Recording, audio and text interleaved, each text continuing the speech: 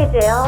Yeah, this is Denise from I'm Demure, and I was wondering how an indie band would go about seeking out a radio promoter, because if you do like an online search, you come up with a bunch of like seemingly really shady companies who just kind of want to take your money. So how would an indie band go about actually finding somebody legit?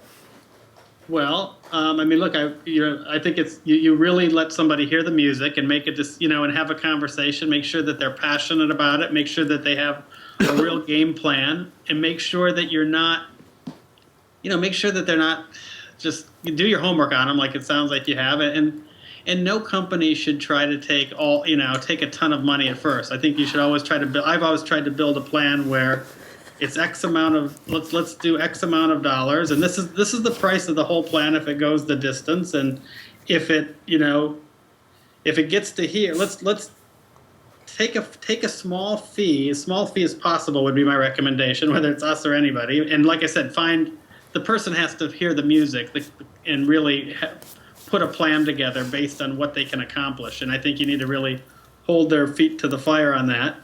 And like I said, I've always tried to take as little money as possible to get started.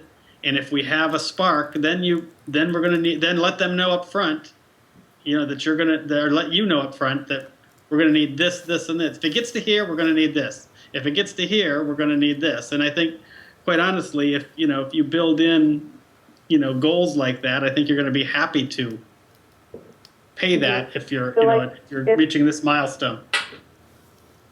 You got a follow-up? So if a company is like asking for all this money up front and they have like guaranteed radio plays, it's probably kind of scammy.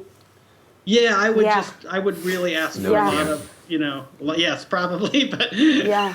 Dale's being really gentle. If they guarantee you something, they're full of shit. Nobody can guarantee anything in the music business. Pardon me for interrupting, Dale. You know what? You know what you should do too is just like anything, just like a job interview, you ask for references.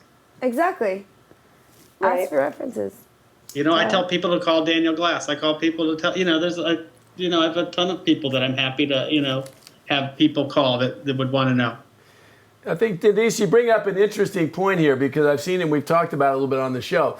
The internet is a great way to connect people, and there's no doubt about that. But it also gives some of these shady characters who are preying on every artist's fear, insecurity, and paranoia, right?